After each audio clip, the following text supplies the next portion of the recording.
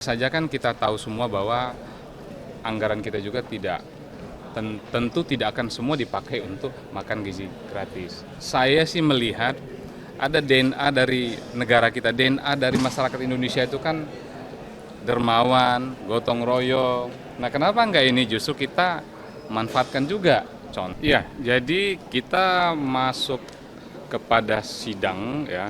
Kita baru dibuka sidang setelah anggota kembali ke dapilnya masing-masing yang biasa disebut dengan namanya reses. Banyak sekali masukan, aspirasi termasuk juga beberapa usulan kepada pihak eksekutif. Kami semua tadi mengunderline beberapa diantaranya program makan bergizi gratis. Itu ternyata banyak sekali temuan di bawah yang akan segera ditindaklanjuti oleh DPD RI melalui rapat-rapat terkait dengan stakeholder terkait, Badan Gizi Nasional, kementerian terkait, mungkin BPOM dan lain-lain. Dan itu nanti akan kami jadikan bahan pengawasan. Sehingga program yang baik ini betul-betul bisa berhasil dengan baik, kemudian outputnya baik dan tidak menjadi masalah.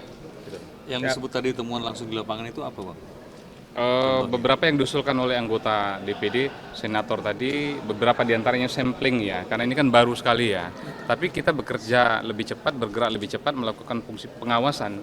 Diantaranya pertama tadi itu disampaikan ada, kalau teman-teman di timur ya, di Papua harga atau indeks makan bergizi gratis ini kalau teman-teman di timur itu menurut teman-teman pantauan langsung di bawah itu jauh dari cukup. Ini kan menjadi bahan juga. Lalu temuan juga di lapangan beberapa diantaranya adalah memastikan siapa yang bertanggung jawab terhadap kadar gizi yang makan, apakah BPOM dan lain-lain. Nah itu diantaranya saja ya, dan banyak tadi teman-teman mungkin. Nah ini akan jadi bahan kami untuk segera menindaklanjuti, dan ini menjadi bahan rujukan juga untuk membuat rekomendasi atau menyampaikan kepada pihak eksekutif sebagai pelaksana program ini. Itu kan temuan di lapangan atau mendapat laporan, bagaimana kemudian anggota di media yang menyebutkan ada misalnya rasanya aneh, tidak enak, atau menunya kurang. Ya. Apakah itu juga menjadi bahan evaluasi? Jadi karena ini program kan baru dimulai dari tanggal 6 kemarin, baru kurang lebih ya beberapa hari yang lalu. Nah sekali lagi kami dari parlemen atau DPD sangat mendukung program yang baik ini untuk memastikan bahwa generasi ke depan persiapan 100 tahun Indonesia itu baik. Nah, hanya saja memang program ini harus kita awasi dengan maksimal, makanya DPD mengambil peran sesuai dengan konstitusi yang ada, melakukan fungsi pengawasan. Termasuk diantaranya hal-hal yang sangat sepele pun itu akan menjadi bahan kami nanti, pada akhirnya nanti menjadi bahan eksekutif. Termasuk yang tadi disampaikan. Kami nggak mau buru-buru dong, maksudnya menyimpulkan hanya karena dari postingan di sosial media. Makanya kami langsung mau informasi A1. Pertama dari stakeholder terkait, kemudian nanti anggota DPD lagi yang akan turun ke lapangan untuk memastikan itu benar atau tidak. Gitu. Pak Sultan, ini kan pos anggaran menjadi sesuatu yang krusial ya. Kemudian kalau mengandalkan APBN aja tentunya akan jangka panjangnya akan sulit begitu untuk di tahun pertama.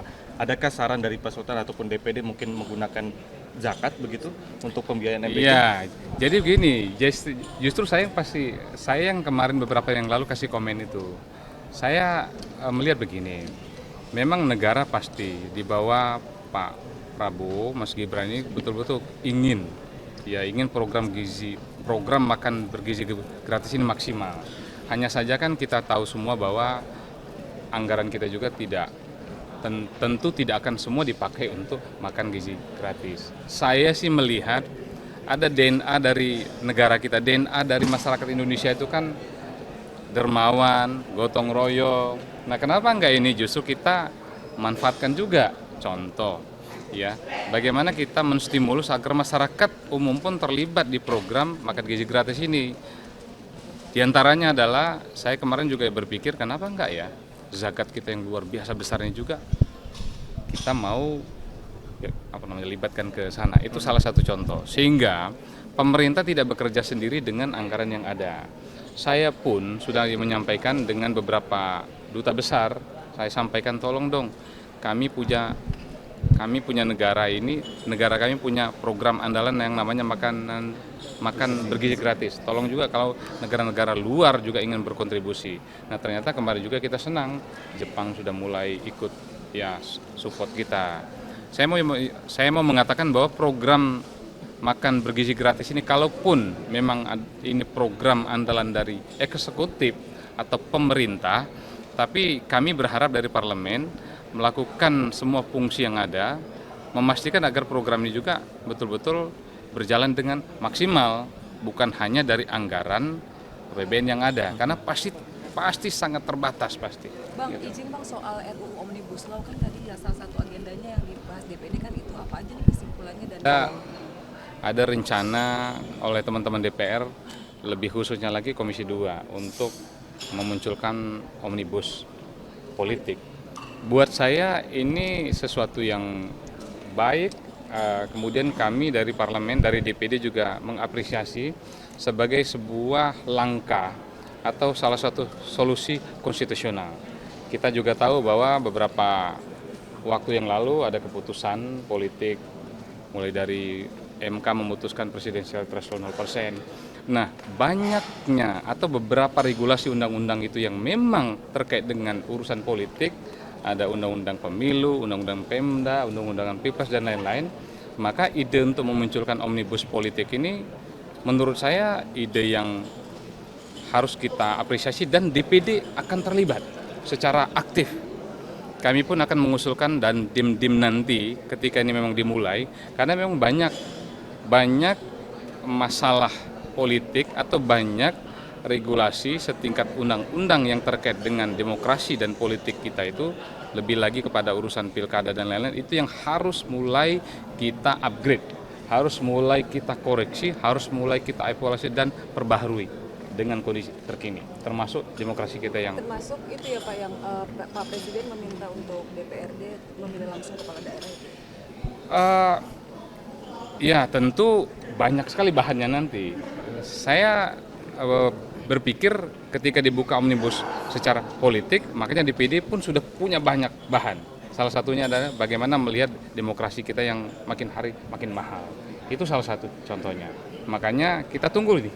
Kita tunggu apakah memang omnibus politik ini segera akan diluncurkan, dan DPD tidak akan pasif. Kami akan secara aktif memberikan masukan, dim, dan bahan-bahan kepada teman-teman di DPR untuk menjadi bahan atau pintu masuk ya solusi konstitusi kita tanpa harus melakukan amandemen.